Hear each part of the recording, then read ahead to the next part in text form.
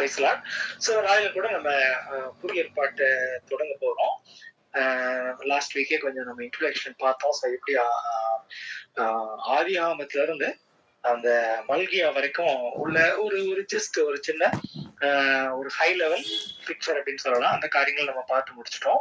இப்போ வந்து ஆண்டவர் சொன்ன அந்த வாக்கு தத்தங்கள், ஆண்டவர் வந்து ஆபிரகாமுக்கு வாக்கு கொடுத்தார். அந்த வாக்கு தத்தத்தை மோசே இடத்துல வரும்போது இன்னும் விவரித்து அதை காண்பிச்சாரு. அடுத்து தாவீது இடத்துல வரும்போது இன்னும் அதிகமா விவரித்து அந்த அந்த வரப்போகிற ராஜா, அவர் வந்து ராஜா மாத்திரமல்ல, அவர் வந்து கடவுள் தேவன், தேவனுடைய குமாரன், அவர் வல்லமையுள்ள தேவன், நித்திய பிதா, சமாதான பிரபு அப்படின்னு சொல்லி எல்லா காரியங்களையும் பார்த்தோம். அதோடு அவருக்கு மரணம் இல்லை அப்படின்னு சொல்லி பார்த்தோம். எல்லா காரியங்களையும் நம்ம பார்த்திருக்கிறோம். ஆனா ஒரு 400 வருஷங்கள் ஏறத்தாழ மல்கியா தீர்க்க தரிசனம் முடிந்து 400 வருஷங்கள் எந்த ஒரு வெளிப்பாடும் தேவனிடத்துல இருந்து இல்ல. ஒரு தீர்க்கதரிசி இல்ல, ஒரு யாரும் வந்து தேவன் இடத்துல பேசினார் அப்படின்னு சொல்லி யாரும் சொல்லாம அமைதியான காலங்களாக அந்த காலங்கள் இருந்தது. சோ இப்படி இருக்கிற சூழ்நிலையில தான் இந்த லூக்கா சுவிசேஷம் தூங்குகிறது. நான் போன வாரம் சொன்னேன்னு நினைக்கிறேன். இந்த லூக்கா சுவிசேஷத்தை வந்து லூக்காவை பற்றி ஒரு காரியம் சொல்லணும் அப்படின்னா, இந்த பைபிள்லயே வந்து வேதத்தை எழுதினவர்களிலே உள்ள ஒரே ஒரு புறஜாதியார் யார் அப்படின்னா அந்த லூக்கா தான். லூக்கா வந்து அவர் வந்து யூதர் அல்ல, அவர் ஒரு புறஜாதி இனத்தை சேர்ந்தவர் நம்மை போல. ஆனாலும் அவர் வந்து பவுலோடு அவர் கூட இருந்தாருன்னு சொல்லி பாக்குறோம் நிறைய இடத்துல. பிரியமான வைத்தியனாகிய லூக்கா அப்படின்னு சொல்லி பவுல் சொல்லுவாரு. சோ அதே மாதிரி லூக்கா வந்து மெத்த படித்தவர், அவர் ஒரு டாக்டர். சோ அவர் என்ன பண்றாரு, இந்த தியோஃபிலஸ் அல்லது தோயாப்ளு அப்படின்னு சொல்லி ஒரு அவன் யார் அப்படின்னு சொல்லி நம்ம பார்த்தோம் அப்படின்னா என்ன போட்டிருக்கு அப்படின்னா, மகா கணம் பொருந்திய பேயாப்ளுவே, அதாவது லூக்கா 1வது அதிகாரம் 1வது வசனத்துல இந்த இதை யாருக்கு சொல்லுவாங்க, அதாவது மோஸ்ட் எக்ஸலண்ட் அப்படின்னா அதாவது ரொம்ப ஹை ரேங்க்ல உள்ளவங்களுக்கு தான் அந்த வார்த்தையை யூஸ் பண்ணுவாங்க. சோ அப்படிப்பட்ட ஒருவருக்கு இவர் அதை எழுதுகிறார். எழுதி எதுக்காக எழுதுறார் அப்படின்னா, அவர் அறிந்து கொண்ட காரியங்கள், அதாவது அவருக்கு தியோஃபிலஸ்க்கு முதலிய தெரிந்த காரியங்களை இப்பொழுது வந்து அது உண்மைதான், அது நிச்சயம்தான், அதை நீங்க தைரியமா நம்பலாம், தாராளமா நம்பலாம் அப்படின்னு சொல்வதற்காக இந்த புத்தகத்தை, சுவிசேஷத்தை அவர் எழுதுகிறார். சரியா? இப்ப எழுதும் போது நீங்க அதை படிச்சிருப்பீங்கன்னு நினைக்கிறேன். அப்போ 2 வயதான ஒரு வயதான கப்பிள்ஸ், அதாவது யாரு, எலிசபெத், சகரியா 2 பேரையும் நம்ம பாக்குறோம். சோ இப்ப இவங்களுக்கு இந்த 6வது வசனத்தை யாராவது படிங்க.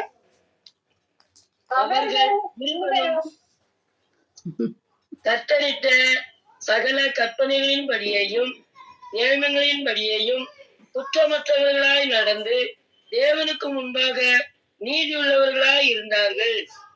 ஓகே. சோ இப்ப இவங்க வந்து இப்ப இதுல நம்ம வந்து இவங்க பாவம் இல்லாதவர்கள் அல்லது பாவம் செய்யாதவர்கள் அல்ல. கர்த்தருடைய கட்டளை வந்து கர்த்தர் வந்து நம்ம முதலே பார்த்தோம். மோசேக்கு நியாயப்பிரமாணத்தை கொடுத்தார். அந்த நியாயப்பிரமாணத்தை மீறும் போது அதிலிருந்து பாவம் மன்னிப்பு பெற சில நியமங்களை அவர்களுக்கு நியமித்திருந்தார். இவங்க என்ன பண்றாங்கன்னா அதெல்லாம் ரொம்ப கரெக்டா அவங்க ஃபாலோ பண்ணாங்க அப்படின்னு சொல்லி பாக்குறோம். சோ இப்ப சகரியா என்ன பண்றாரு, அவங்க வந்து அந்த தேவாலயத்துக்குள்ளே தூபம் காட்டுவதற்கு போகும்போது ஒரு தேவனுடைய தூதர் ஒருவர் அவருக்கு தரிசனமாகிறார். சோ அப்ப அவர் என்ன சொல்றாரு அப்படின்னு சொல்லி நம்ம அதை படிங்க. 13வது வசனத்துல இருந்து, அவனை நோக்கி, சகரியாவே பயப்படாதே, உன் வேண்டுதல் கேட்கப்பட்டது. உன் மனைவியாகி எலிசபெத்து உனக்கு ஒரு குமாரனை பெறுவாள். அவனுக்கு யோவான் என்று பெயரிடுவாயாக. தொடர்ந்து படிங்க. உனக்கு 17 வரைக்கும் மகிழ்ச்சி உண்டாகும். அவன் பிறப்பு நிமித்தம் அநேகர் சந்தோஷப்படுவார்கள். அவன் கர்த்தருக்கு முன்பாக பெரியவனாய் இருப்பான். திராட்சரசமும் மதுவும் குடியான். தன் தாயின் வயிற்றில் இருக்கும் போதே பரிசுத்த ஆவியினால் நிரப்பப்பட்டிருப்பான். அவன் இஸ்ரவேல் சந்ததியாரில் அநேகரை அவர்கள் தேவனாகிய கர்த்தரிடத்திற்கு திருப்புவான். பிதாக்களுடைய இருதயங்களை பிள்ளைகளிடத்திற்கும் கீழ்ப்படியாதவர்களை நீதிமான்களுடைய ஞானத்திற்கும் திருப்பி உத்தமமான ஜனத்தை கர்த்தருக்கு ஆயத்தப்படுத்தும்படியாக அவன் எலியாவின் ஆவியும் பலமும் உடையவனாய் அவருக்கு முன்னே நடப்பான் என்றான். Okay, thank you sister. ஸோ அப்ப இந்த இடத்துல இதுதான் வந்து 400 வருஷங்களுக்கு அப்புறம் தேவன் முதன்முறையாக ஒரு மனிதன் இடத்துல பேசுனது யார் அப்படின்னா அது சகரியாவின் இடத்துல, அதாவது மரியாள் இடத்துல பேசுறதுக்கு முன்பாக சகரியாவின் இடத்துல தேவதூதன் பேசுகிறார். பேசிட்டு அது ஏன் அந்த ஆர்டர்ல வருது அப்படின்னு சொல்லி நம்ம பார்த்தோம் அப்படின்னா, நீங்க மல்கியா தீர்க்கதரிசியின் புஸ்தகம் கடைசி 2 வசனங்களை நம்ம போன வாசித்தோம்னு நினைக்கிறேன். நீங்க திரும்ப வாசிங்க. மல்கியா தீர்க்கதரிசியின் புஸ்தகம் கடைசி அதிகாரம் கடைசி 2 வசனங்கள். இதோ கர்த்தருடைய பெரிதும் பயங்கரமுமான நாள் வருகிறதற்கு முன்னே நான் உங்களிடத்திற்கு எலியா தீர்க்கதரிசியை அனுப்புகிறேன். நான் வந்து பூமியை சங்காரத்தால் அடிக்காதபடிக்கு அவன் பிதாக்களுடைய இருதயத்தை பிள்ளைகளிடத்திற்கும் பிள்ளைகளுடைய இருதயத்தை அவர்கள் பிதாக்களிடத்திற்கும் திருப்புவான். ஆமென்.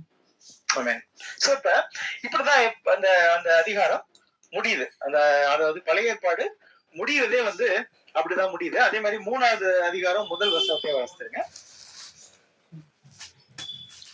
இதோ நான் என் தூதனை அனுப்புகிறேன், அவன் எனக்கு முன்பாக போய் வழியை ஆயத்தம் பண்ணுவான். அப்பொழுது நீங்கள் தேடுகிற ஆண்டவரும் நீங்கள் விரும்புகிற உடன்படிக்கையின் தூதருமானவர் தம்முடைய ஆலயத்துக்கு தீவிரமாய் வருவார். இதோ வருகிறார் என்று சேனைகளின் கர்த்தர் சொல்லுகிறார். இந்த இடத்துல நம்ம அதே காரியங்களை தான் பாக்குறோம். நம்ம தூதன் அப்படின்னு ஏதோ ரெக்கையை வச்சுட்டு வர்ற ஏஞ்சல் சொல்லி நினைக்க கூடாது. தூதன்றதுக்கு 2 மீனிங் இருக்கு. ஒண்ணு வந்து ஏஞ்சல்னு எடுத்துக்கலாம், இன்னொன்னு வந்து மெசஞ்சர். இந்த இடத்துல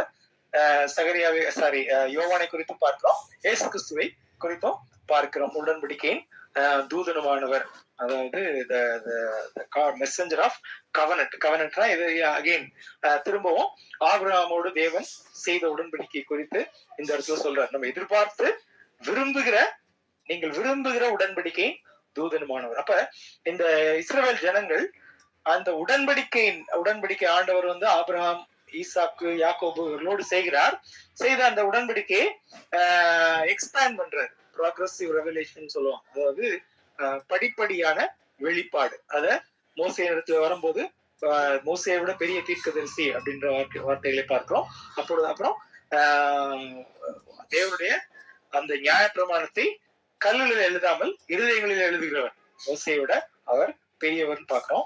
அடுத்து அவர் தாவீதினுடைய குமாரன் மாத்திரமல்ல, தாவீதுக்கும் ஆண்டவர் அப்படின்னு சொல்லி பார்த்தோம். அப்பேற்பட்ட உடன்படிக்கையின் தூதனுமானவர் அவர் வந்து அவர் ஆலயத்திற்கு தீவிரமாய் வருவார். ஆனால் வருவதற்கு முன்பாக இந்த யோவானுடைய பணி என்ன அப்படின்னா, அவனுக்கு எலியாவோட மினிஸ்ட்ரி என்ன அப்படின்னா, அந்த ஜனங்கள் பாவத்துல இருக்கிறாங்க இல்லையா, அந்த எலியாவுடைய காலத்தை நீங்க சிந்திச்சு பாத்தீங்க அப்படின்னா, அப்ப யாரு ராஜாவா இருந்தது ஞாபகம் இருக்காது, ராஜா ராணியா இருக்குதுன்னு எலியாவோட காலத்துல. அப்பப்ப இப்படி கேட்டாதான் நீங்க ஏதாவது எல்லாரும் கவனிக்கிறீங்களான்னு தெரியும். எலியாவுடைய சமயத்துல யாரு இஸ்ரேல் ஆட்சி செஞ்சது? ராஜா பேர் தெரியுங்களா?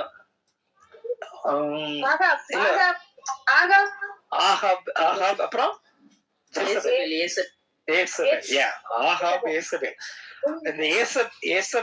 வந்து ஒரு பிசாசனுடைய உருவம் சொன்னா கூட தவறு இல்லை. ஏன்னா அப்பேற்பட்ட அவள் வந்து அந்த யெகோவா தேவனை வந்து இந்த இஸ்ரவேலை விட்டு ஒழிப்பேன் அப்படின்னு சொல்லி கங்கணம் கட்டி அவள் வந்து செயல்பட்டால். நீங்க அதை படிச்சிருந்தீங்கன்னா உங்களுக்கு தெரியும். சோ அப்ப எலியா வந்து என்ன பண்ணா அப்படின்னா, அந்த நாட்களிலே யெகோவா தேவனை தொழுது கொள்வர்கள் அவ்வளவு பேர் அந்த தேசத்துல இல்லை. ஆனா அவன் வந்து அந்த பாகால்களுக்கு விரோதமாக ஆண்டவருக்கு, அதாவது யெகோவா தேவனுக்கு வழியை ஆயத்தப்படுத்தினான். அதே போல அந்த எலியா தீர்க்கதரிசியின் ஆவியை உள்ள தி ஸ்பிரிட், அந்த மினிஸ்ட்ரின்னு சொல்லலாம், எலியா தீர்க்கதரிசியின் ஊழியத்தை செய்யக்கூடிய யோவானை அனுப்புவேன் அப்படின்னு சொல்லி ஆண்டவரை அங்க சொல்றாரு. சொல்லிட்டு அந்த கடைசி வசனத்துக்கு மல்கியாவோட கடைசி வசனத்துல பாத்தீங்கன்னா, நான் பூமியை சங்காரத்தால் அடிக்காதபடி. அப்ப இப்ப இது இந்த எலியா தீர்க்கதரிசி வந்து ஆண்டவருக்கு வழியை ஆயத்தம் பண்ணி ஆண்டவர் வரல அப்படின்னா என்ன பிரச்சனை அப்படின்னா பூமி சங்காரத்தினாலே அடிபடும். கிறிஸ்துவனுடைய ஆண்டவருடைய கோபத்தினாலே அந்த பூமி அடிக்கப்படும் அப்படின்னு சொல்லி பாக்குறோம். பூமிக்கு நியாய தீர்ப்பு வரும் அப்படின்னு சொல்லி பாக்குறோம். சரியா? சோ அப்ப அதற்கு என்ன நடக்கணும், அதுல இருந்து தப்பிக்க என்ன நடக்கணும் அப்படின்னா பெற்றோர்கள் வந்து பிள்ளைகளுடைய இருதயம் பெற்றோர்களுக்கு நேராக திரும்பணும். அப்படின்னா வந்து நம்ம அதாவது உலக பிரகாரமாக மாத்திரம் எடுத்துக்கொள்ள கூடாது. பெற்றோர்களுக்கு நேராக அப்படின்னா இந்த இஸ்ரவேலிலே உள்ள பெற்றோர்கள்னா ஆபிரகாம், யாக்கோபு, ஈசாக்கு, அவர்களுடைய அந்த முறைமைகளுக்கு அவர்களுடைய அந்த விசுவாசத்திற்கு பிள்ளைகள் திரும்பணும். சரி, நம்ம தொடர்ந்து போவோம். சோ அப்ப இந்த யோவானை குறித்து சொல்லும் போது அவனுடைய மினிஸ்ட்ரி என்ன அப்படின்னா அவன் வந்து கர்த்தருக்கு வழியை ஆயத்தப்படுத்துவான், பிள்ளைகளை வந்து பெற்றோருடைய நேராக திருப்புவான் அல்லது மனம் திரும்பி தேவனுடைய வழிகளை விசுவாசிக்கும்படியாக அவன் வந்து திருப்புவான் அப்படின்னு சொல்லி சகரியா கிட்ட அவரு அந்த தூதன் வந்து சொல்றாரு. அப்ப சகரியா என்ன சொல்றாரு? 18 படிங்க. லூக்கா 1:18. தேவதூதனை நோக்கி, இதை நான் எதினால் அறிவேன்? நான் கிழவனாய் இருக்கிறேன், என் மனைவியும் வயது சென்றவளாய் இருக்கிறாளே என்றான். போதும். அப்ப இந்த இடத்துல சகரியா வந்து அந்த தேவதூதன் சொன்னதை நம்பினாரா நம்பலையா? நம்பல, ஊமையாயிருவார். ஆமா, நம்பல, ஊமையாயிடுறாரு. சரி, ஓகே, இது அப்படியே நீங்க மைண்ட்ல வச்சுக்கோங்க. அப்ப வந்து தேவதூதன் என்ன சொல்றாரு, நீ விசுவாசிக்காதனால நீ வந்து ஊமையா இருப்ப, அந்த குழந்தை பிறக்கிற வரைக்கும் நீ வந்து ஊமையா இருப்ப அப்படின்னு சொல்லி அவரு சொல்லிட்டு அதுக்கப்புறம் நீங்க படிச்சிருப்பீங்கன்னு நினைக்கிறேன். எலிசபெத் வந்து அவங்க வந்து கன்சீவ் ஆயிட்டு 5 months அவங்க கன்சீவா இருக்கிறாங்க. சோ இந்த சமயத்துல 26வது வருஷத்துல இருந்து பார்க்கிறோம், காப்ரியல் வந்து அந்த தூதன், அதே தூதன் வந்து எங்க போறாரு? நாசரேத்துக்கு போறாரு. இப்ப நீங்க அந்த 27ல இருந்து 27ல இருந்து 33 வரை படிங்களேன். 27 வம்சத்தானாகிய யோசேப்பு என்கிற நாமம் உள்ள புருஷனுக்கு நியமிக்கப்பட்டிருந்த ஒரு கன்னிகையின் இடத்திற்கு தேவனாலே அனுப்பப்பட்டான். அந்த கன்னிகையின் பெயர் மரியாள். அவள் இருந்த வீட்டில் தேவதூதன் பிரவேசித்து, கிருபை பெற்றவளே வாழ்க, கர்த்தர் உன்னுடனே இருக்கிறார், ஸ்திரீகளுக்குள்ளே நீ ஆசீர்வதிக்கப்பட்டவள் என்றான். அவளோ அவனை கண்டு அவன் வார்த்தையினால் கலங்கி இந்த வாழ்த்துகள் எப்படிப்பட்டதோ என்று சிந்தித்துக் கொண்டிருந்தாள்.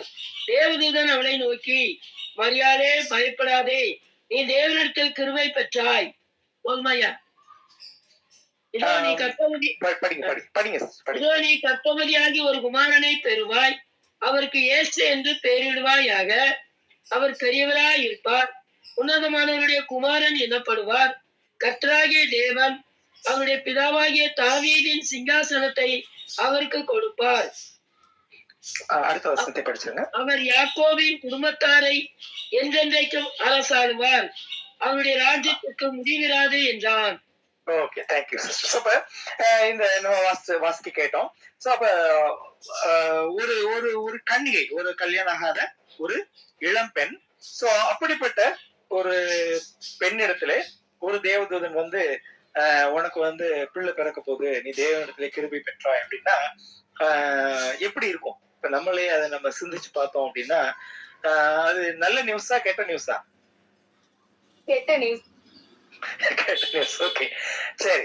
அவ கட்டாயமா அது வந்து ஒரு ஒரு ஒரு ஒரு வகையில அதாவது என்ன சொல்லுவாங்க அப்படின்னா, அது உண்மையா என்னன்னு தெரியல. ஏன்னா அப்ப அந்த கிறிஸ்து வந்து அந்த சமயங்கள்ல பிறப்பார் அப்படின்னு அவங்க எதிர்பார்த்து கொண்டிருந்தாங்க. அதனால எருசலேமில பிறப்பார் அப்படின்னு சொல்லி பழைய ஏற்பாட்டுல இருக்கு. பழைய ஏற்பாட்டுல மீகா தீர்க்க தரிசனத்துல இருக்கிறது, மீகா 5:2 நினைக்கிறேன்.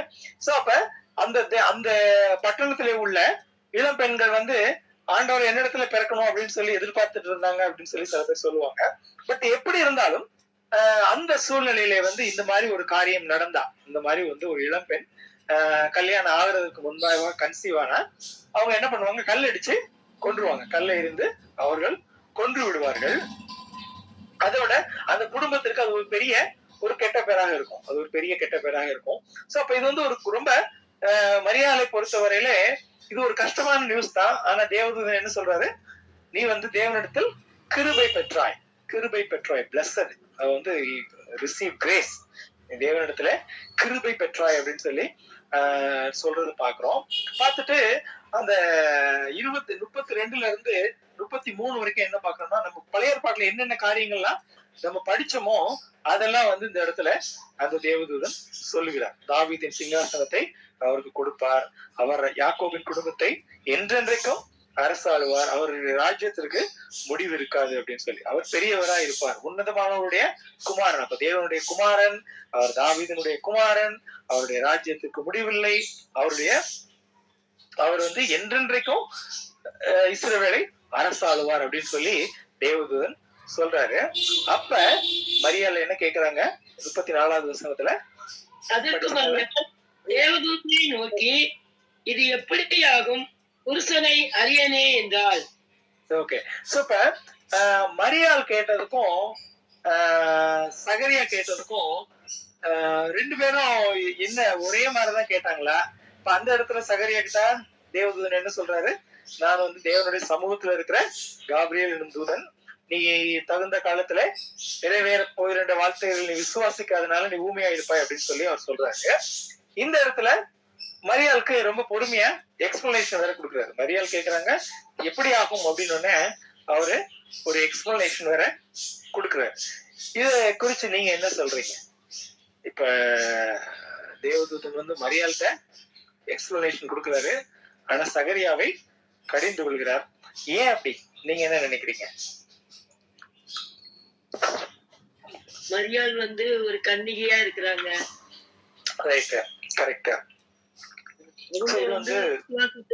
ஆண்டவருடைய சமூகத்துல காத்து இருக்கிறவங்க. சொன்னீங்க, சொல்லுங்க. அவங்க வந்து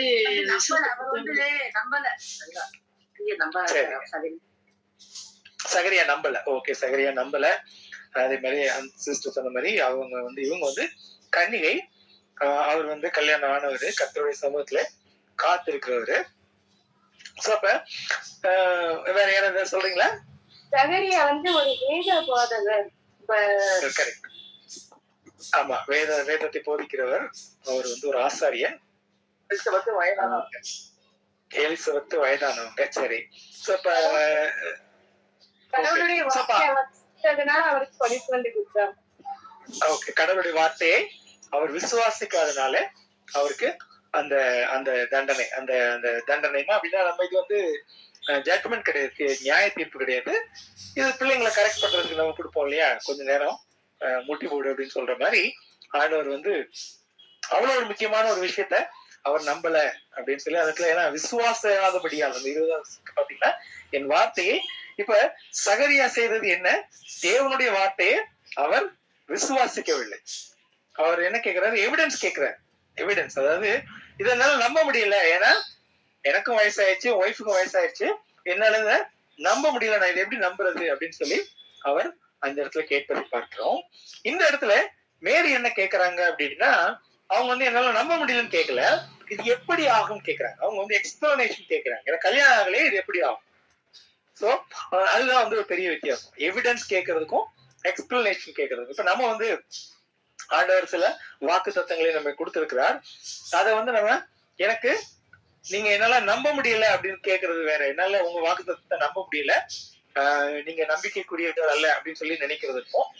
ஆண்டவரே இது வந்து எனக்கு இத கொஞ்சம் எக்ஸ்பிளைன் பண்ணுங்க, இது நல்லதுதானா, இப்படிதான் நடக்கணுமா, இந்த காரியங்கள் ஏன் டிலே ஆகுது, இதற்கு எக்ஸ்பிளைன் பண்ணுங்க. அதாவது அதுதான் வந்து ஆபிரகாம் வந்து நம்ம படிச்சோம் இல்லையா, ஆபிரகாமை குறித்து, ஆபிரகாமை விசுவாசிகள் தகப்பன் அப்படின்னு சொல்றோம். நம்ம ரோமர் 4வது அதிகாரத்தை படிச்சோம்னா he was unwavering in his faith, அதாவது அவன் விசுவாசத்தை குறித்து அவன் சந்தேகப்படலை அப்படின்னு சொல்லி நம்ம பார்க்கணும், சரியா? ஆனா நம்ம ஆதியாகமத்தை படிக்கும் போது ஆபிரகாம் வந்து சந்தேகப்பட்டாரான்னா, மகன் பிறப்பான் அப்படின்றதுல அவருக்கு எந்த சந்தேகமும் இல்லை, அவன் எப்படி பிறப்பான் அப்படின்றதுலதான் அவருக்கு கேள்விகள். புரியுதா? ரெண்டுக்கும் ஒரு வித்தியாசம் இருக்கு. மகன் பிறக்க மாட்டான் அப்படின்னு சொல்லி ஆபிரகாம் ஒருபோதும் சொல்லல. அதுதான் வந்து ஆபிரகாமுடைய விசுவாசம். கர்த்தர் சொன்னார் மகன் கிடைக்கும் அப்படின்னு. ஆனா அந்த மகன் எப்படி பிறப்பான்றதுலதான் அவருக்கு கேள்விகள் இருந்ததே தவிர அவன் பிறப்பானா மாட்டான்றதுல அவருக்கு கேள்விகள் இல்ல. சோ அப்ப நம்முடைய விசுவாசம் எப்படி இருக்கணும் அப்படின்னா, ஆண்டவர் சொன்னதை நாம் விசுவாசிக்க வேண்டும். ஆனால் ஆண்டவருடைய பிள்ளைகள் ஆண்டவரிடத்திலே தாராளமாக நாம் போய் ஆண்டவரே எனக்கு கொஞ்சம் விளக்கமா சொல்லுங்க, எனக்கு கொஞ்சம் எக்ஸ்பிளைன் பண்ணுங்க அப்படின்னு சொல்லி தாராளமா நம்ம கேட்கலாம். அதுல எந்த ஒரு தவறும் இல்லை. அந்த காரியங்களை தான் நம்ம இந்த இடத்துல பாக்குறோம். சோ அப்ப ஆண்டவர் வந்து சொல்றாரு, அந்த 35வது வசனத்துல படிக்கிறது, தேவதூதன் அவருக்கு பிரதித்திரமாக, பரிசுத்த ஆவி உன்மேல் வரும், உன்னதமானவருடைய பலம் உன்மேல் நிலவிடும், ஆதலால் உன்னிடத்தில் பிறக்கும் பரிசுத்தம் உள்ளது, தேவனுடைய குமாரன் எனப்படும். ஓகே. அப்ப அந்த இடத்துல சொல்றாரு, இது வந்து கல்யாணம் பண்ணி உலக பிரகாரமான புருஷனாலே வருகிற குழந்தை அல்ல. இது வந்து தேவனுடைய ஆவியினாலே பிறக்கிற, பரிசுத்த ஆவியினாலே பிறக்கிற குழந்தை. அதாவது ஏன் அப்படி வந்து ஆண்டவர் வந்து அப்படி வைத்தார்? யாராவது சொல்ல முடியுமா? ஏன் வந்து ஏன் யோசேப்புக்கும் மரியாளுக்கும் ஏன் ஜீசஸ் பிறந்திருக்க கூடாது? பரிசுத்தமா இருக்கும் பிறக்கிறதுனால, பரிசுத்தம் உள்ளவரை பரிசுத்தம் உள்ளவர்கள். அப்ப இதுல ஏன் வந்து ஆதாமுக்கும் சாரி யோசேப்புக்கும் மேரிக்கும் பிறந்தா அவங்க பரிசுத்தமா இருப்பாங்களா, இருக்க மாட்டாங்களா? அது உலகத்தால் கலைப்படுகிறது. மனுஷன் தான் பாவம், ஆதியே பாவம் செய்துட்டாங்க. அந்த பாவத்துல தான் இருக்கிறதுனால அந்த பாவத்தோடயே வர்றது மாதிரிதானே இருக்கும். அதனாலதான் அந்த கரெக்ட் சிஸ்டர். சோ அப்ப அந்த பாவம் அப்படின்றது ஆண் வழியாக, ஆதாம் வழியாக தான் பாவம் வந்து ட்ரேஸ் பண்றாங்க, அதுதான் இது பண்றாங்க. சோ அப்ப ஆதாமுடைய சந்ததியில பிறக்கிறவங்க எல்லாருமே பிறக்கும் போதே பாவ சுபாவத்தோடு பிறக்கிறாங்க. அப்ப ஆண்டவருக்கு வந்து இயேசு கிறிஸ்துக்கு வந்து பாவ சுபாவம் இல்ல, பாவ சுபாவம் அவரிடத்துல. சோ அவர் பிறப்பிலே அவர் பரிசுத்தம் உள்ளவராக பிறந்தார். அதனாலதான் வந்து அவர் வந்து அந்த உலக பிரகாரமான தகப்பனிடத்துல இருந்து அவர் பிறக்கல அப்படின்னு சொல்லி நம்ம பாக்குறோம். சோ இப்ப இதுல 2 பேரை பார்த்தோம். சோ அப்ப சாரி, இந்த இடத்துல யோவான் அப்படின்ற பேரை பார்த்தோம். யோவான் அப்படின்னா அதாவது யெகோவா தேவனுடைய கிருபை அப்படின்னு அர்த்தம். யோவான் அப்படின்னா யெகோவா தேவனுடைய கிருபை அப்படின்னு சொல்லி பார்த்தோம். அப்ப கிருபையினாலே ஆண்டவர் வந்து யோவானை அனுப்புகிறார் அப்படின்னு சொல்லி நம்ம புரிந்து கொள்ளலாம். சோ அப்ப அடுத்து அந்த தேவதூதன் வந்து எலிசபெத்தை குறித்து மரியாள் இடத்துல சொல்லிட்டு இப்பதான் நான் வந்து எலிசபெத்துக்கு தீர்க்க தரிசனம் சொல்லிட்டு வரேன். சோ அவளுக்கு வந்து இப்ப 6வது மாதம். சோ அதான் எலிசபெத் பேசி 1 மாசத்துல ஆண்டவர் வந்து தேவதூதன் மூலமாக மரியாள் இடத்துல பேசியிருக்காரு. சோ இப்ப நம்ம தொடர்ந்து போவோம். இப்ப எருசலேம் மரியாள் வந்து எழுந்து போய் சகரியாவினுடைய வீட்டுக்கு போறாங்க. போய் எலிசபெத்தை வாழ்த்துறாங்க. அப்ப என்ன நடக்குதுன்னு சொல்லி நம்ம பார்த்தோமா? 41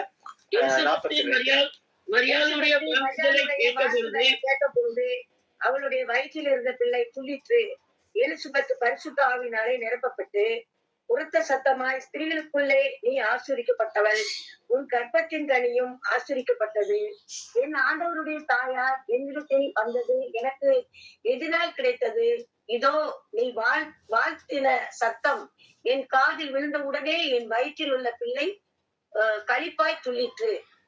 தேங்க்யூ. இந்த இடத்துல நம்ம என்ன பார்க்கிறோம் அப்படின்னா, இப்ப யோவான் வந்து எலிசபெத்துடைய வயிற்றில இருக்கிறார். எத்தனாவது மாதம் அது? 6ஆம் மாதம். 6 மாத குழந்தை, 6 மாத சிசு வயிற்றுல இருக்கிற குழந்தை. ஆண்டவர் என்ன சொல்றாரு? 15வது வசனத்துல பார்த்தோம்னா, அவன் தான் தாயின் வயிற்றில் இருக்கும் போதே பரிசுத்த ஆவியினாலே நிரப்பப்பட்டிருப்பான் அப்படின்னு சொல்லி, இங்க வந்து மரியாளுடைய அந்த சத்தத்தை கேட்ட உடனே வயிற்றுல இருக்கிற யோவான் என்ன பண்ணாரா? பரிசுத்த ஆவியினால் துள்ளினார். பரிசுத்த ஆவியினாலே நிரப்பப்பட்டு அவர் வந்து துள்ளினார் அப்படின்னு பாக்குறோம். இது வந்து பெற்றோர்களுக்கு, அதாவது விசேஷமாக இளம் வயது தாயார்களுக்கு வந்து இது ஒரு முக்கியமான ஒரு பாடம். அதாவது நம்ம வந்து பிள்ளை வந்து வெளியில வந்த பிறகுதான் அதுக்கு வந்து சொல்லிக் கொடுப்போம், டீச் பண்ணுவோம். அதுவும் இப்ப இந்த காலத்துல வந்து பிள்ளைங்கள யாரும் டீச் கூட பண்றது இல்ல, அப்படியே விட்டுருவாங்க. நிறைய பேர் வந்து ரொம்ப ஆச்சரியமா இருக்கும், ரொம்ப ஆச்சரியமா இருக்கும். அதாவது சின்ன வயசுல பிள்ளைங்க பண்ற சேட்டை அதெல்லாம் வந்து யாரும் பெருசா பெற்றோர்கள் இப்ப கண்டிக்கிறதும் இல்ல, அப்படியே விட்டுறாங்க. அது வந்து அப்ப தெரியாது. நம்ம பழமொழி சொல்லுவோம் இல்லையா, 5 விளையாது 50 விளையுமா அப்படின்னு சொல்லி. அது உண்மைதான். சின்ன வயசுல இருந்தே நம்ம வந்து பிள்ளைங்களை தேவனுக்கு ஏற்ற வழியில வளர்த்து கொண்டு வரணும். தேவனுக்கு ஏற்ற வழி அப்படின்னா ஆண்டவரை பற்றி சொல்வது. அதே போல தேவன் வந்து எப்படி நாம் பாவம் செய்கிற போது அவர் வந்து நம்மை தண்டித்து திருத்துகிறாரோ அதே போல பெற்றோர்களும் திருத்த வேண்டும். நம்ம பைபிள்ல படிக்கிறோம் இல்லையா, அதாவது இப்ப தகப்பன் தன் நேசிக்கிற எந்த புத்திரனையும் சிக்ஷிக்கிறார் அப்படின்னு சொல்லி அது மாதிரி. சோ இப்ப நான் என்ன சொல்ல வரேன் அப்படின்னா, குழந்தை வயிற்றுல இருக்கும் போதே துள்ளிற்று அப்படின்னா குழந்தைக்கு அந்த வெளியில என்ன நடக்குது அப்படின்றது தெரியுது. வெளியில யார் வந்திருக்கா, என்ன நடக்குதுன்றது அந்த 6 மாத குழந்தைக்கு தெரிஞ்சிருக்கிறது. எப்படி தெரிஞ்சிருக்கும் அப்படின்னா, இந்த எலிசபெத் வந்து கட்டாயம் பாடிட்டே இருந்திருப்பாங்க. எலிசபெத்தை பாடிட்டே இருந்திருப்பாங்க இந்த காரியங்களை. அதாவது ஆண்டவர் வந்து குழந்தையை கொடுத்துட்டு அவர் வந்து அந்த காரியங்கள்லாம் அவர் வந்து சொல்றாரு. அந்த யோவானை குறித்து அவர் வந்து சொல்றாரு. அந்த நீங்க அந்த 16, 17, 18 படிச்சோம் இல்லையா. சோ அவன் வந்து அவருக்கு முன்னே நடப்பார். அப்ப வந்து எலிசபெத்துக்கு வந்து ஒரு ஐடியா கிடைச்சு, அதாவது ரட்சகர் வரப்போகிறார், நம்முடைய இந்த பிள்ளை வந்து ரட்சகருக்கு முன்னோடியாக ரட்சகருடைய பாதையை செவ்வாய் பண்ணுகிறவனாக போக போறான் அப்படின்றது அவங்களுக்கு தெரிஞ்சிருது. அப்ப அவங்க கர்த்தரை குறித்து பாடி கர்த்தரை குறித்து தீர்க்க தரிசனங்களை பேசும்போது அந்த பிள்ளை அதை கட்டாயம் கேட்கும். அந்த வயசுல வந்து அந்த 6 வயிற்றுல இருக்க குழந்தைக்கு வந்து ஆண்டவருடைய சத்தத்தை கேட்கிற ஒரு ஒரு ஒரு ஒரு குணாதிசயம் உண்டு அப்படின்னு சொல்லி நம்ம இந்த இடத்துல நம்ம பார்க்கணும். அதனால இது சொல்லுவாங்க, அதாவது பிள்ளைங்க மேல இது பிரெக்னெண்டா இருக்கும்போதே வயிற்றின் மேல கையை வச்சுட்டு தேவ வசனங்களை வாசிக்கலாம், பாடல்களை பாடலாம், ஆண்டவரை துதிக்கலாம். கட்டாயம் வந்து அது அது அது பிள்ளைங்களுடைய வாழ்க்கைக்கு அது கட்டாயம் ஹெல்ப் பண்ணும். ஸோ சரி, நம்ம தொடர்ந்து போவோம். ஸோ இப்ப இந்த நேரத்துல எலிசபெத் வந்து தீர்க்க தரிசனம் உரைக்கும் போது அவங்க என்ன சொல்றாங்க, ஆண்டவருடைய தாயார் என்னிடத்தில் வந்தது எதனாலே எனக்கு கிடைத்தது, ஆண்டவருடைய தாயார். சோ அதுதான் நான் சொன்னேன், அவங்களுக்கு தெரியுது யாரு மரியாள், மரியாள் வயிற்றிலே வரப்போகிற குழந்தை யாரு அப்படின்னு சொல்லி. அதுக்கப்புறம் 45வது வருஷத்தை வாசிங்க. விசுவாசித்தவளே பாக்கியவதி, கர்த்தராலே அவளுக்கு சொல்லப்பட்டவைகள் நிறைவேறும் என்றான். ஓகே, விசுவாசித்தவளே பாக்கியவதி. பாக்கியவதினா என்ன என்ன என்ன மீனிங், என்ன அர்த்தம்? எல்லா ஆசீர்வாதமும் பெற்றவங்க. எல்லா ஆசீர்வாதமும் பெற்றவங்க. நம்ம இங்கிலீஷ்ல வந்து பிளெஸட் அப்படின்னு போட்டிருக்கோம், பிளெஸட். சோ இப்ப நம்ம பிளெஸட்னா நம்ம என்ன நினைக்கிறோம்? பிளெஸட், பிளெஸிங் அப்படின்னு என்ன நினைக்கிறோம்? ஆண்டவர் உங்களை ஆசீர்வதிப்பார் அப்படின்னு சொன்னா நம்ம பொதுவாக நம்ம என்ன நினைக்கிறோம்? பொதுவாக ஆண்டவர் அவங்களை ஆசீர்வதிக்கிறார் பிரதர், ஆண்டவர் உங்களை நல்லா ஆசீர்வதிச்சிருக்கார் அப்படின்னு சொன்னா நம்ம உலக ஆசீர்வாதங்களை தான் நினைப்போம்.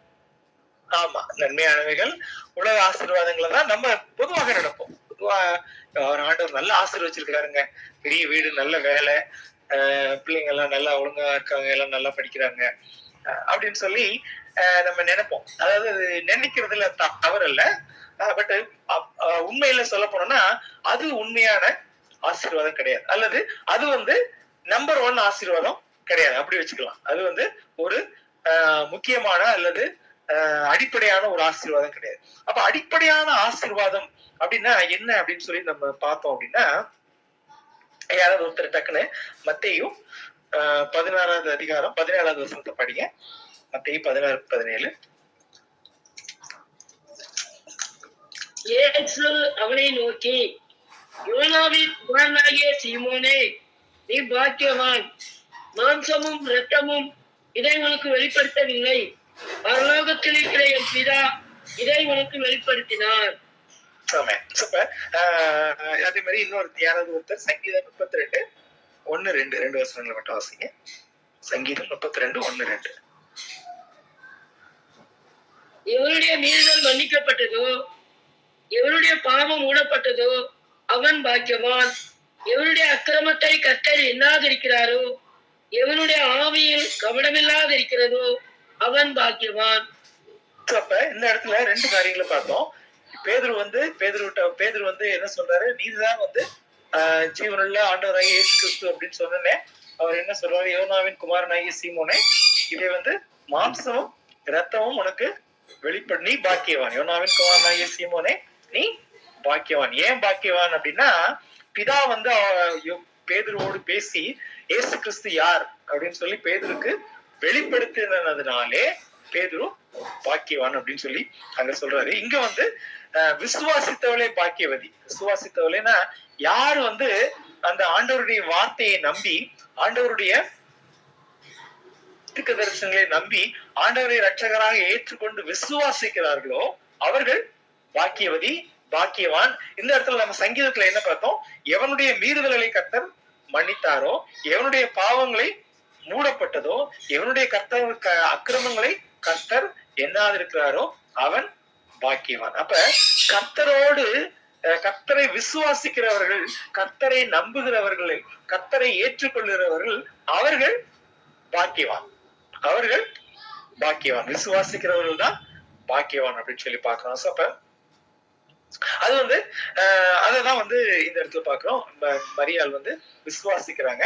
அப்ப விசுவாசித்தவளே பாக்கியவதி, கர்த்தரால் அவளுக்கு சொல்லப்பட்டவைகள் நிறைவேறும். இப்ப வந்து மரியாள் வந்து ஒரு பாட்டு பாடுறாங்க. மரியாள் ஒரு பாடல் பாடுறாங்க. அந்த பாட்டு வந்து நம்ம 47 இருந்து 54 வரைக்கும் 55 வரைக்கும் அந்த பாடலை நம்ம பாக்குறோம். நமக்கு டைம் இருக்குமான்னு தெரியல ஃபுல்லா வாசிக்கிறதுக்கு. நீங்க படிச்சிருப்பீங்கன்னு நினைக்கிறேன். அப்ப இந்த பாட்டை படிக்கும் போது உங்களுக்கு ஏதாவது தோணுதா, இதே மாதிரி வேற ஏதாவது பாத்துருக்கீங்களா நீங்க?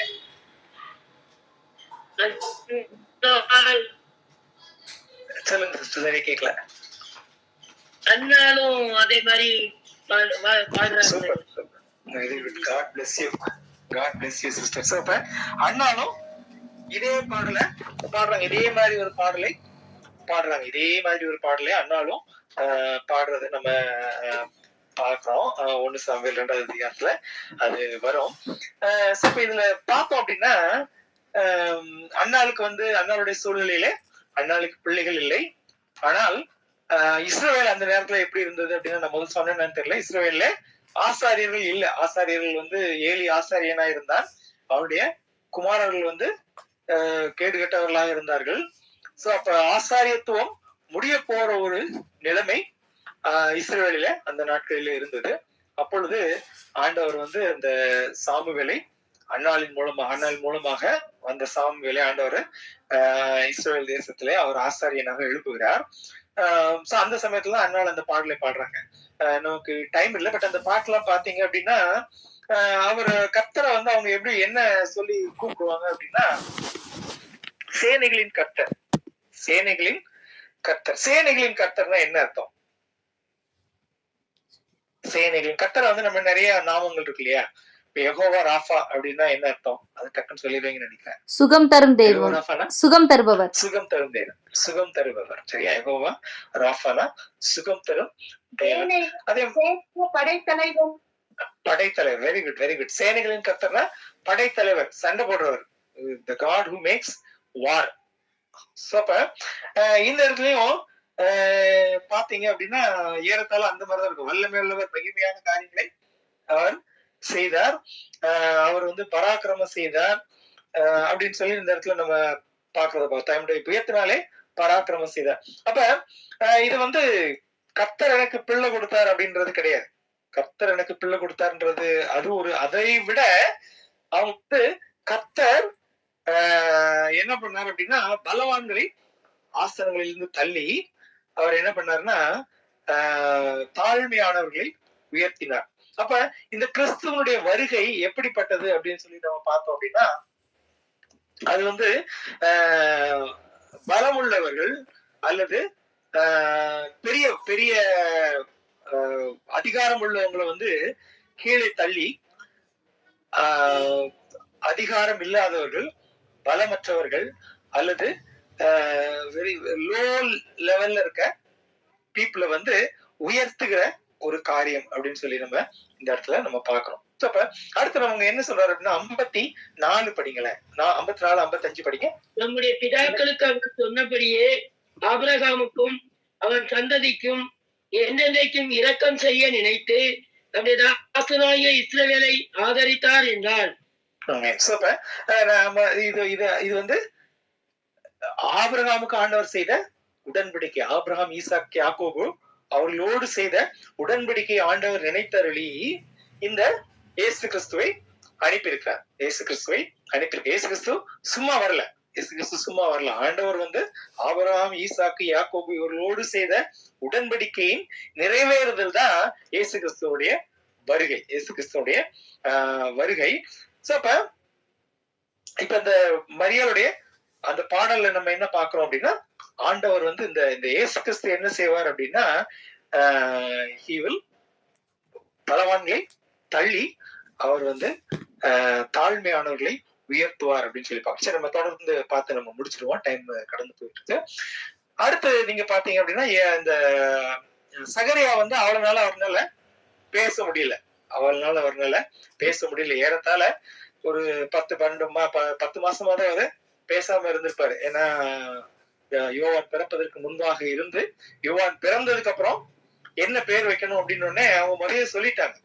முறையே வந்து சகரியாட்ட சொல்லியிருந்தாரு தேவதூதன் வந்து யோவான் வைக்கணும் அப்படின்னு. ஆனா அது வந்து இவங்களுக்கும் தெரிஞ்சிருக்கு. யாரு நம்ம எலிசபெத்துக்கும் தெரிஞ்சிருக்கு. எலிசபெத் சொல்றாங்க அவனுக்கு யோவான் தான் பேர் வைக்கணும். சகரியா பேசவே இல்லை. அப்படி இருந்தும் எலிசபெத்திற்கு தெரிந்திருக்கிறது. ஆமா, தெரிந்திருக்கிறது யோவான் தான் வைக்கணும் அப்படின்னா உடனே அப்புறம் அவரும் வந்து யோவான் சொல்லி எழுதுறாரு. அப்ப வந்து எல்லாரும் ஆச்சரியப்பட்டாங்க அப்படின்னு சொல்லி பாக்குறோம். இப்ப இந்த சகரியா வந்து அந்த பிள்ளையை குறித்து அவர் பேசுகிறத நம்ம இந்த இடத்துல பாக்குறோம். 69, 70 இது ரெண்டையும் படிங்க. நம்முடைய பிதாக்களுக்கு வாக்குத்தத்தம் பண்ணின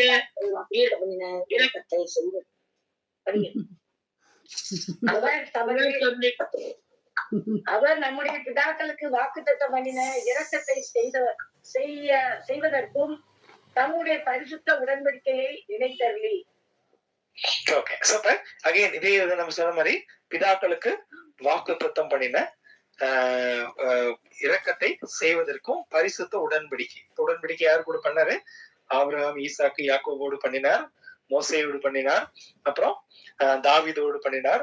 சோ அப்ப அந்த காரியங்களை ஆண்டவர் நினைத்தார். அப்ப இவரும் அதே காரியத்தை அவர் திரும்ப சொல்றாரு. பட் இந்த இடத்துல அவர் இன்னொரு காரியத்தை சொல்றாரு. என்ன சொல்றாருன்னா 77 அது படிங்க.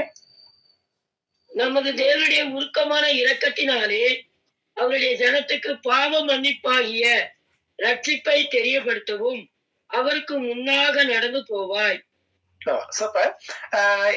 இப்பயே வந்து இப்படி இந்த தாவீதின் குமாரன், இந்த ராஜா எப்படிப்பட்டவரா இருப்பார் அப்படின்னா, அவர் ஜனத்திற்கு பாவ மன்னிப்பாகிய ரட்சிப்பை கொடுக்கிறவர்.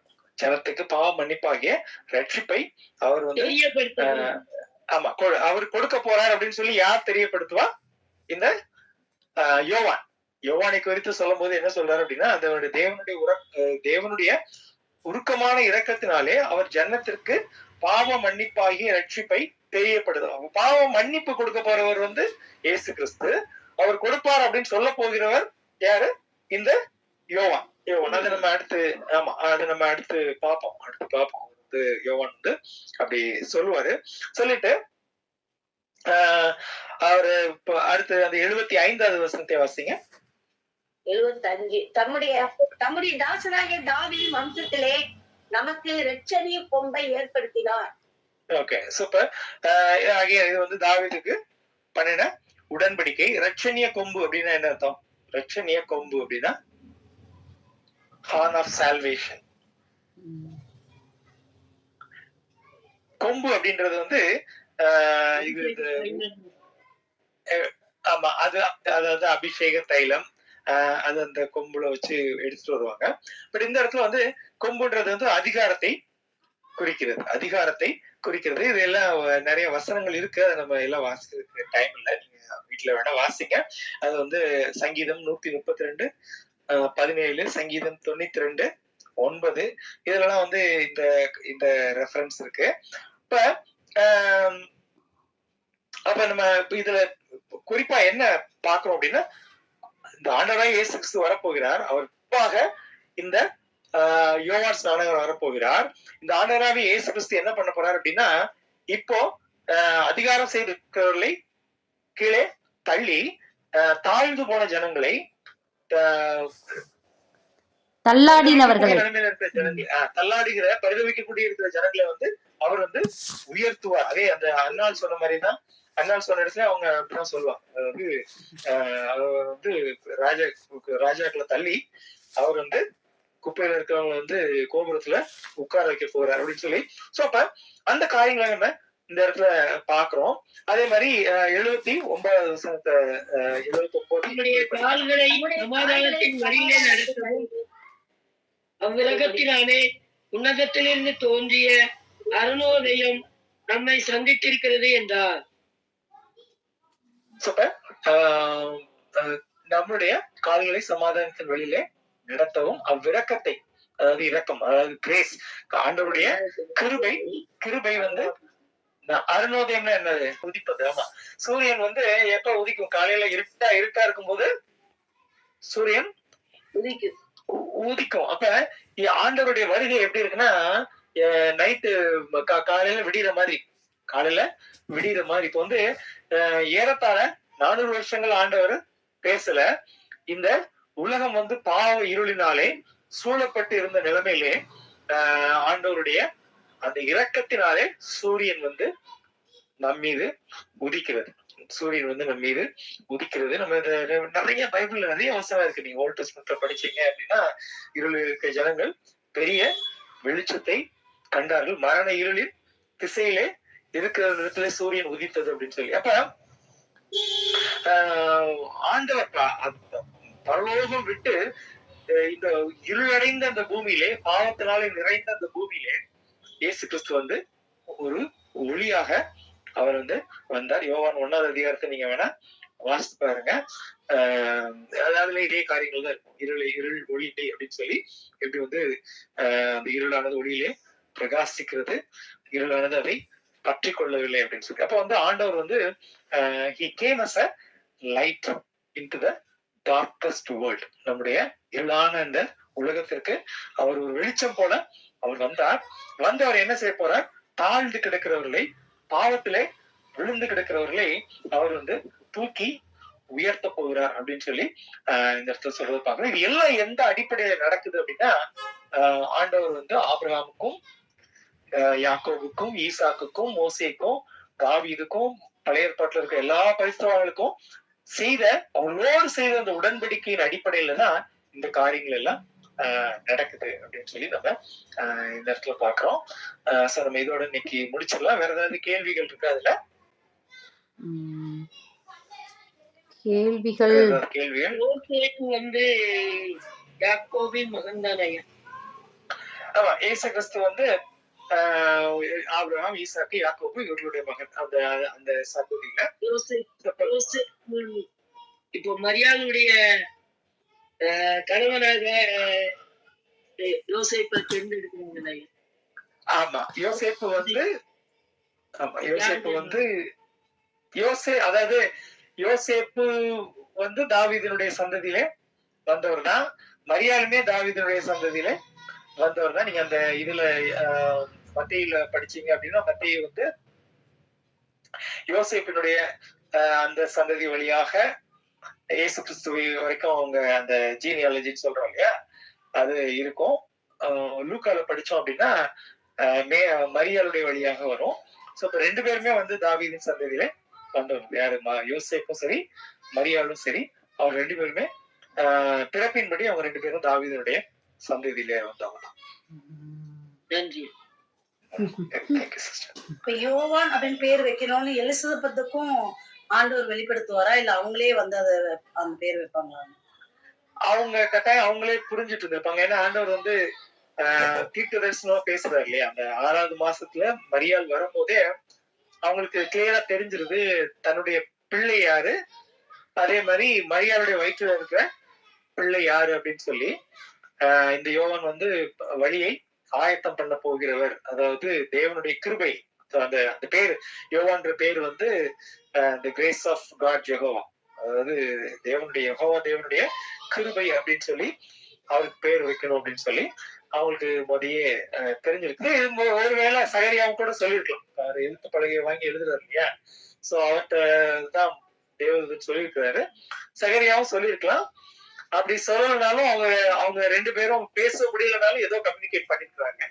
ஏன்னா கணவன் மனைவி 2 பேருக்குமே வந்து என்ன நடக்குது அப்படின்றது அவங்களுக்கு ரொம்ப கிளியரா தெரிஞ்சிருக்கு. அதான் அந்த ஃபர்ஸ்ட் தொடங்கும் போதே சொல்லிடுறாங்க இல்லையா, அவங்க வந்து ஆண்டவருடைய அந்த எல்லா நியமங்கள் படியும் வந்து குற்றமற்றவர்களாக நடந்தாங்க அப்படின்னா அவங்க அவ்வளவு ஈகரா வெயிட் பண்ணிட்டு இருந்திருக்காங்க. இந்த இந்த இவர் வருவாரு அப்படின்றது அவங்களுக்கு முதைய தெரிஞ்சிருக்கு, அதை எதிர்பார்த்து காத்துட்டு இருந்திருக்காங்க. வந்து அந்த நியூஸ கேட்ட உடனே சகரியா கொஞ்சம் அந்த இடத்துல தவறிட்டாரு. பட் ஸ்டில் அவங்க வந்து அது என்ன நடக்குது அப்படின்றது அவங்களுக்கு நல்லா புரிஞ்சிருக்காங்க. அதனால அந்த பேர்லாம் அவங்க கரெக்டா வச்சிருக்காங்க. அது மாதிரி அந்த அண்ணாளுடைய பாடலும் இதுவும் கனெக்ட் ஆகுறது இப்பதான் நான் தெரிஞ்சுக்கிட்டேன், தெரியல இது வரைக்கும். அண்ணாலும் அதே மாதிரி. அது நீங்க அண்ணா அது 1 7 2 ஸ்டார்டிங்ல பாத்தீங்கன்னா அந்த அண்ணாவுடைய பாட்டும் இவங்க அண்ணாவுடைய பாட்டுல இருந்துதான் மேரி வந்து எடுத்து பாடிப்பாங்க. எப்பயுமே ஓல்ட் டெஸ்ட்மெண்ட்ல இருக்கிற காரியங்களை நியூ டெஸ்ட்மெண்ட்ல அதோட இதை வந்து ஃபுல்ஃபில்மெண்டா வந்து பாடுவாங்க. சோ அந்த மாதிரி அதுல ரொம்ப பியூட்டி என்ன அப்படின்னா, பிள்ளை இல்லாத ஒரு பெண் வந்து ஆண்டவர் பிள்ளை கொடுத்தார் அப்படின்னா அவரை சேனைகளின் கர்த்தர் அப்படின்னு சொல்லி அட்ரஸ் பண்றது. சோ இட்ஸ் என்ன நடக்கிறது வந்து ஏதோ பிள்ளை இல்ல எனக்கு பிள்ளை கொடுங்க அப்படின்றது உலக பிரகாரமான காரியம் இல்ல. பிள்ளை இல்ல எனக்கு பிள்ளை கொடுங்க அப்படின்றது அது ஒரு உலக பிரகாரமான காரியம். ஆனா இது வந்து அதற்கும் மேல இது வந்து என்ன ஆச்சுன்னா, இஸ்ரவேல் தேசம் வந்து ஆசாரியன் இல்லாதபடிக்கு உடன்படிக்கை பற்றியும் வந்து பிடிச்சிட்டு போயிருவாங்க. அப்ப நான் சொன்னேன்னு நினைக்கிறேன், ஏலியினுடைய அந்த குமாரல் இருக்கிற டைம்ல. சோ அந்த சமயத்துல அண்ணாவுடைய பிரேயர் வந்து எப்படி இருந்தது அப்படின்னா, சேனைகளின் கர்த்தரே அப்படின்னு சொல்லி, அது 1வது அதிகாரத்துல இருக்கும், சேனைகளின் கர்த்தாவே அப்படின்னு சொல்லி. சோ அப்ப அவங்களுக்கு வந்து ப்ராஃபட்டிக், அதாவது தீர்க்க தரிசனமாக அவங்க வந்து பேசுறாங்க அப்படின்னு சொல்லி. ஆமென், ஹல்லேலூயா.